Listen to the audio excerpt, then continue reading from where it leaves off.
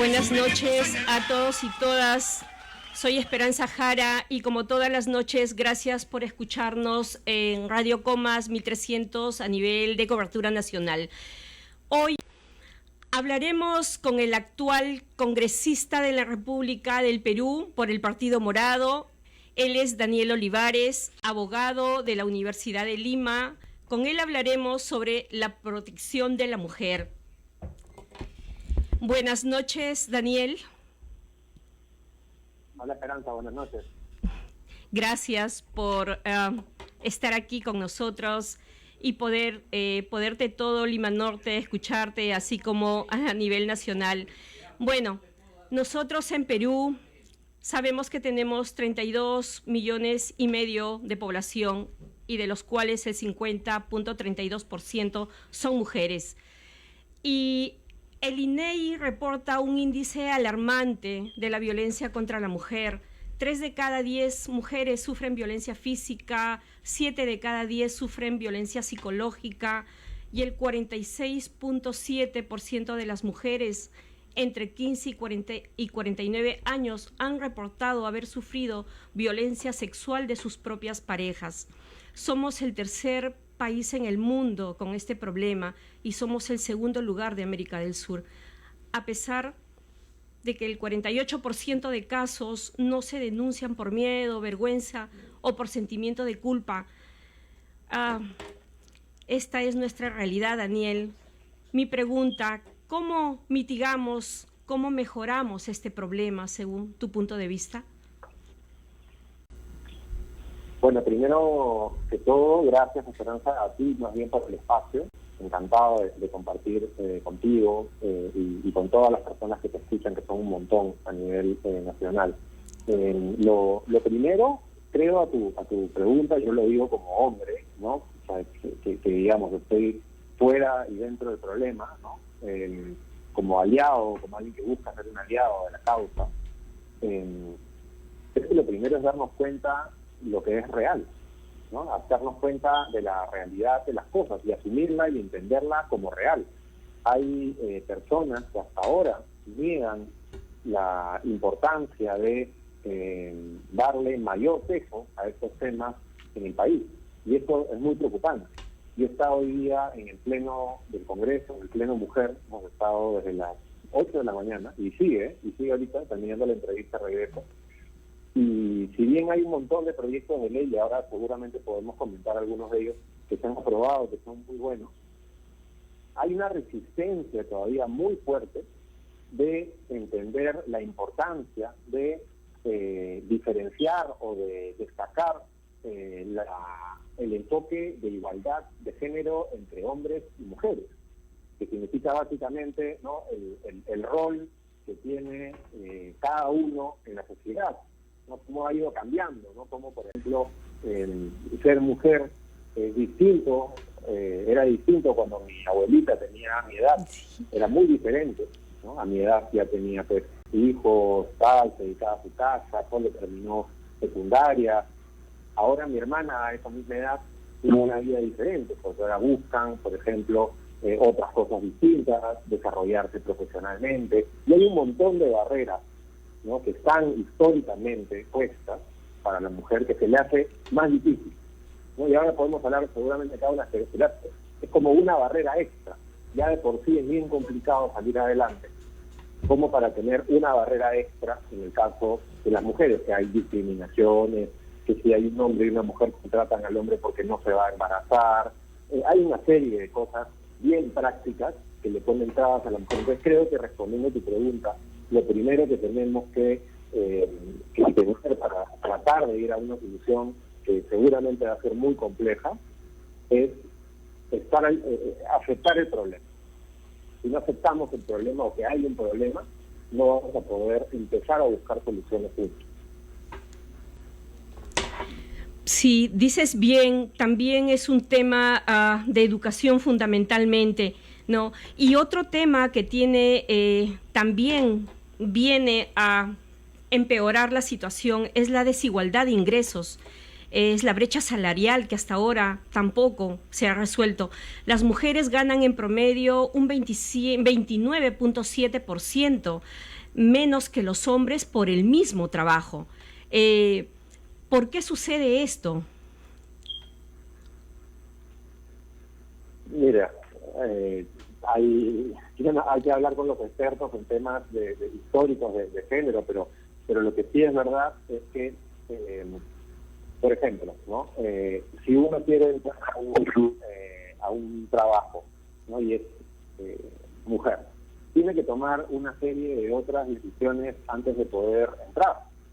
Si uno es un hombre, muchas veces, por ejemplo, si uno tiene familia, con quien normalmente, de acuerdo a lo que la sociedad dice, quién es responsable de los hijos de manera así natural. Siempre, normalmente, es la mujer, ¿no? Entonces, ahí, por ejemplo, ya tienes una barrera más. Ha habido un estudio, por ejemplo, de Ipsos, que salió en julio de este año, o el año pasado, que veía cómo las mujeres habían visto incrementado su trabajo en casa, trabajos de cuidado, trabajos domésticos que normalmente no son pagados, hasta en 6 horas más.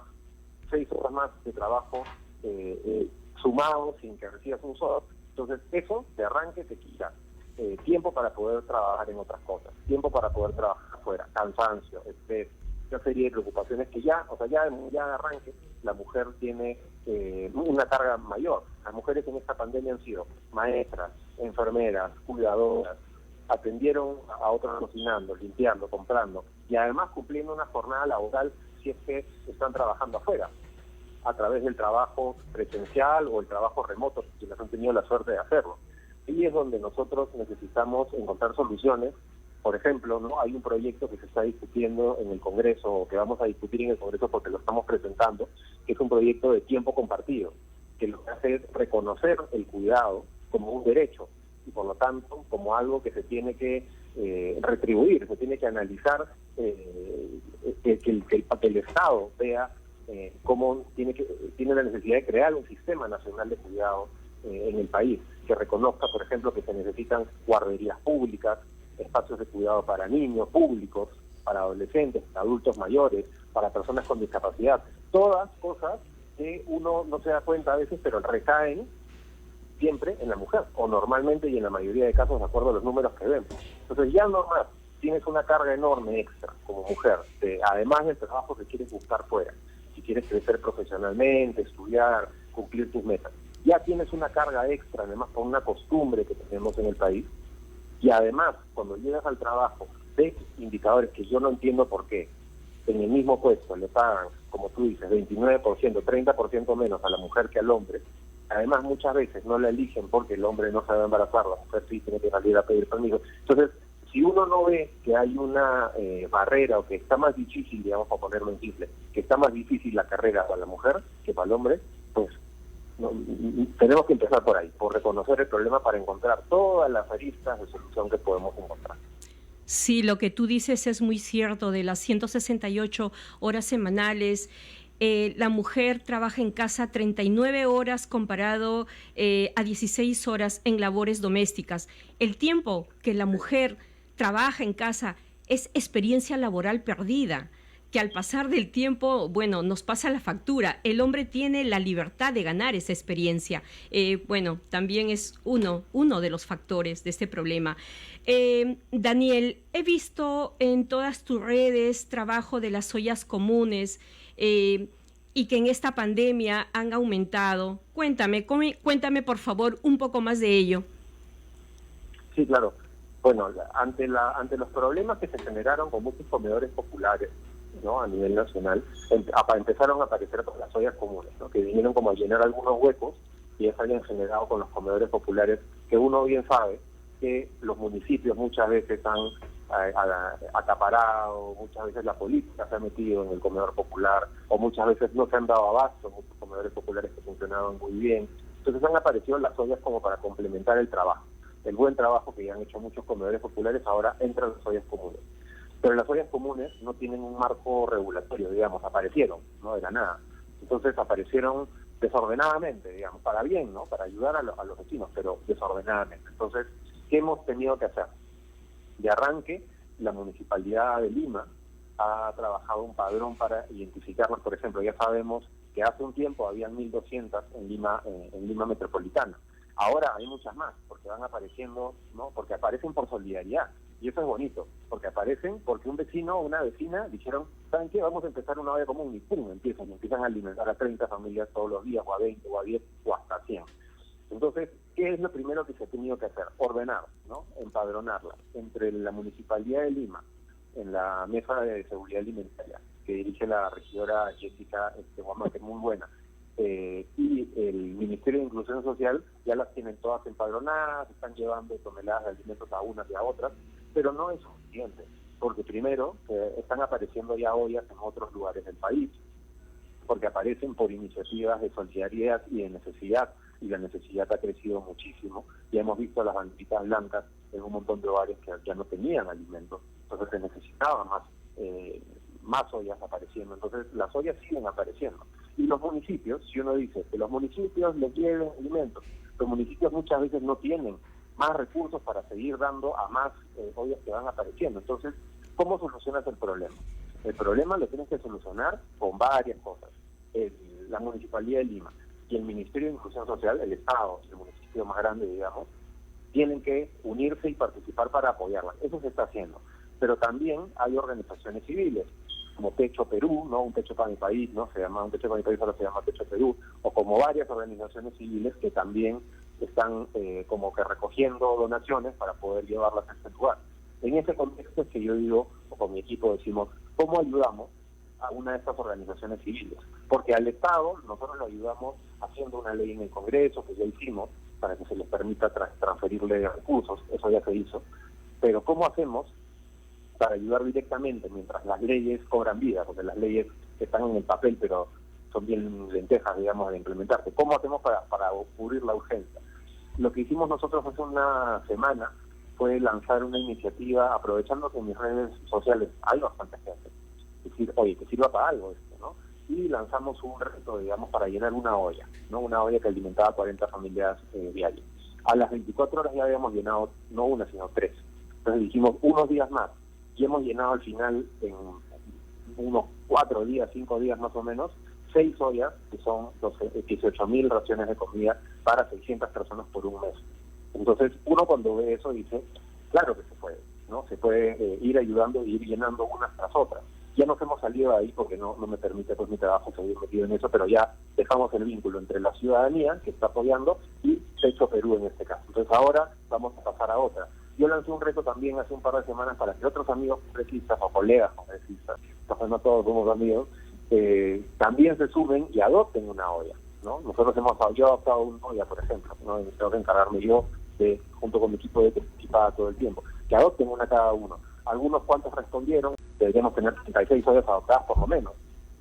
Entonces hay que ir inventándose, pues, ¿no? Hay que ir inventándose para ir apoyando en este momento tan desordenadamente caótico, ¿no? Y de mucha necesidad. Todas las sumas al final ayudan en este momento. Realmente es un buen gesto y una excelente iniciativa y bueno, en conclusión, o sea, ya se está empadronando y falta aún la regulación del funcionamiento de las ollas comunes, ¿verdad? O sea, sí, ya se empadronó. Pero no el empadronamiento, antes de la ley. Primero la Municipalidad de Lima, y tengo que reconocerlo, yo le he criticado varias cosas a la gestión del señor Muñoz, pero en este tema lo hicieron rápidamente con la Mesa de Seguridad Alimentaria y empadronaron a 1.200 ollas. Ellos estaban ayudando como a 300, creo, más o menos, entonces quedaban un montón de que no. Entonces se juntaron con el MIDI, con el Ministerio de Inclusión, y ahora ya están llevando toneladas de alimentos semanalmente a distintas ollas para poder llenarlas. Seguramente están avanzando, pero no creo que estén cumpliendo con todas, porque eso siguen apareciendo nuevas, ¿no? Por eso es que entra la ayuda social, digamos. Entonces, al final, lo que hay que hacer como congresistas, ¿no? Más allá de la ayuda social, es fiscalizar que el Estado esté cumpliendo, que los municipios locales estén ayudando. Por ejemplo, hemos visto unas cosas muy terribles hoy día, que en San Juan de Lurigancho, el alcalde de San Juan de Lurigancho, que normalmente no aparece para nada, ahora ha aparecido para como 400 y pico ollas comunes que están ahí, las obliga a poner un banner del municipio con un puño hacia arriba, con su ¿no? Una propaganda política básicamente a favor de él, porque si no le ponen ese banner ahí, no les ayudan en la olla común.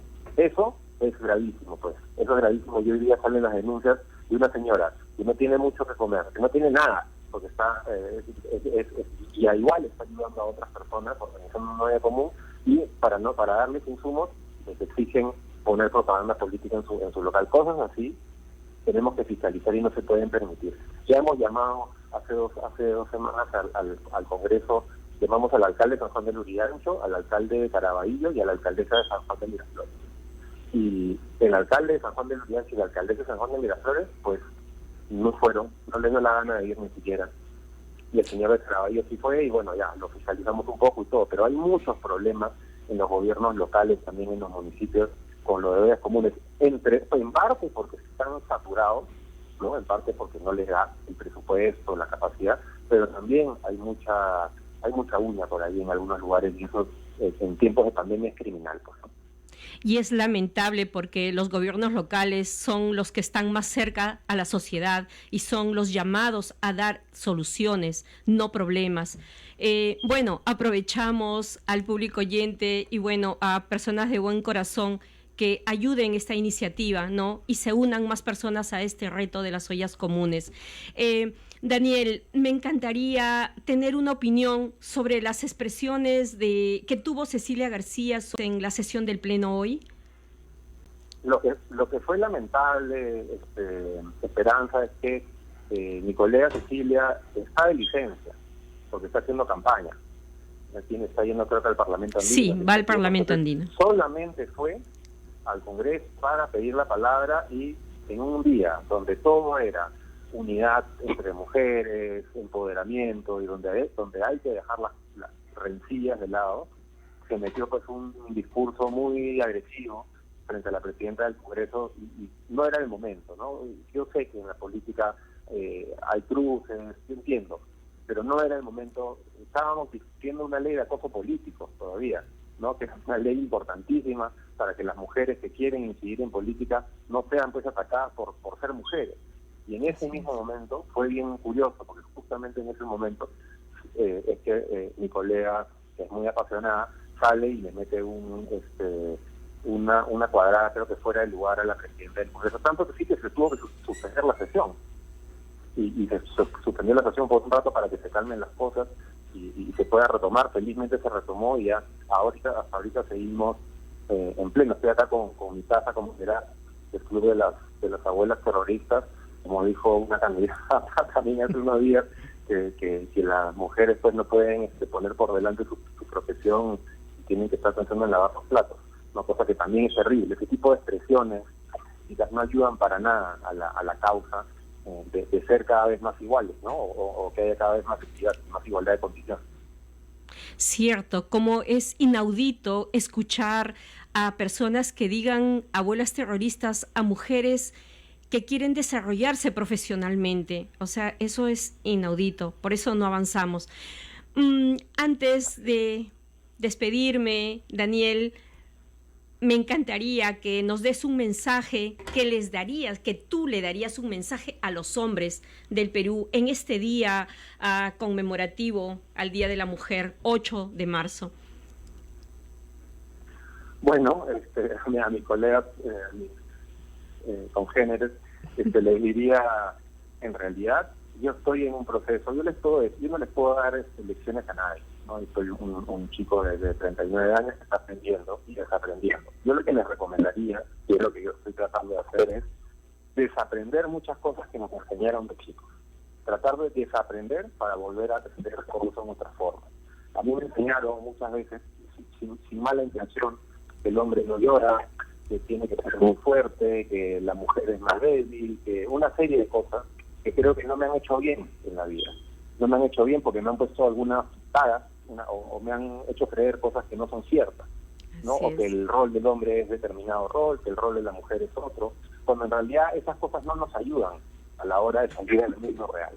Entonces creo que un buen consejo que podría dar, que es algo que yo trato de hacer, ¿no? Que no he terminado de hacerlo, pero trato de hacer, es asumir que tenemos machismo dentro, que lo tenemos, porque desde chicos pues nos han dicho algunas cosas, ¿no? Desde que tienes que usar azul y no puedes ponerte rosado hasta que los hombres no lloran, cosas tan sencillas como esas. Entonces que tratemos de desaprender las cosas que nos han enseñado algunas, ¿no? Obviamente los valores tienen que quedar siempre, pero tratar de ver un poco cómo han cambiado las cosas, ver un poco cómo están cambiando las cosas y cómo tienen que cambiar las cosas para que podamos vivir mejor. Yo estudié Derecho, ¿no? Esos son mis estudios, y me acuerdo que cuando nos explicaban por qué existe el derecho, son reglas que nosotros los humanos nos inventamos entre nosotros para poder vivir en paz. Y siempre me gustó ese concepto. Entonces creo que lo mismo tiene que pasar entre hombres y mujeres. Tenemos que rediseñar las reglas para que podamos desarrollarnos en igualdad de condiciones tanto hombres como mujeres y podamos desarrollar nuestros planes de vida. Y si una chica quiere ser una mujer, quiere ser veterinaria, puede hacerlo. Y si un hombre lo quiere hacer también, puede hacerlo, y que haya una igualdad, digamos, para educar nuestros niños nada más. Entonces, como te digo, no estoy para educar a nadie, pero si algo podría recomendar, es algo que trato de hacer yo, es desaprender para aprender de nuevo. Gracias, Daniel, por hacerte un tiempo de las múltiples actividades que tienes, y quiero destacar tu calidad como ser humano. Muchas gracias. Yo creo que hay mucho que conversar y ojalá, espero poder tenerte otro día. Muchas gracias. Buenas noches. Me encantaría, Esperanza. Cuando quieras hablamos de nuevo y profundizamos porque hay mucho trabajo por hacer. Así Gracias es. a ti por el espacio y a todas las personas que nos han escuchado. Así es. Gracias, Daniel. Bueno, siguiendo con el programa, escuchamos una conversación muy interesante con el actual congresista de la República, Daniel Olivares. Bueno, decirles que la desigualdad y la pobreza sigue teniendo rostro de mujer. El 31.9% de las mujeres mayores de 14 años no tienen ingresos propios, son dependientes, y en el área rural eso aumenta enormemente, con el 47% en zona rural. Bueno, la brecha de la desigualdad entre hombres y mujeres ha disminuido, pero aún hay mucho por hacer. Gracias a todos nuestros oyentes por escucharnos todas las noches, de lunes a viernes a las 8 de la noche, en Radio Comas 1300. Quiero pedirles que se sigan cuidando, que cuiden a sus familias, y cuidando a sus familias, cuidan a nuestro adorado Perú. Muchas gracias, un fuerte abrazo.